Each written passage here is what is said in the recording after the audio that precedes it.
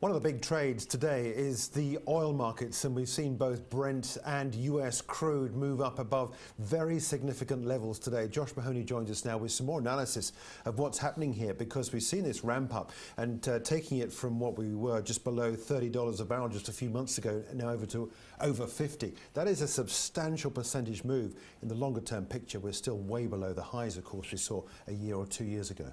Yeah, definitely. I guess we're ahead of where people probably thought we were going to be a few months ago. But the fact of the matter is that every time we keep thinking that we could start seeing it really come off and start to see it turn around, it just keeps pushing high. It's exactly the same as we're seeing at the moment. Crucially, with Brent crude at the moment, we've seen that punch through a major resistance point. We've not seen the same with US crude, so that's what we're looking at today.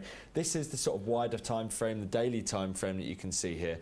And essentially, you know, we've got this sort of rising wedge pattern coming in play, and we've seen a couple of those sort of long-legged candles here pushing us towards the upside. But really crucially, you can see it on the hourly time frame, and that shows you we've got this sort of 50-90 kind of area of resistance, which has time and time again found resistance and sold off heavily from that. So it was always a question of whether we're going to be able to break through it. That's exactly what we have done, but we're now testing it as newfound support. So the question mark is, are we going to see it break back below this 50-90 and then sell off back down to say 50-50? That wouldn't necessarily negate this uptrend, but should that happen, then you'd like to see further downside. If this level holds, then we could see a bounce. But possibly the clue to this one is in US crude, because this is it on the hourly time frame, and again looks very similar, but the difference is that it hasn't broken through.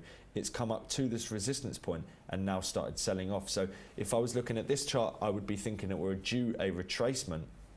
If I was looking at Brent, I'd be thinking we're due a potential bounce, and that's where the divergence between the two really is very telling. So which one's going to play out remains to be seen, but certainly keep an eye on both. And if you're going to be trying to play a breakout, then I'd probably be waiting for an hourly close of both of them above their key resistance points rather than just the one.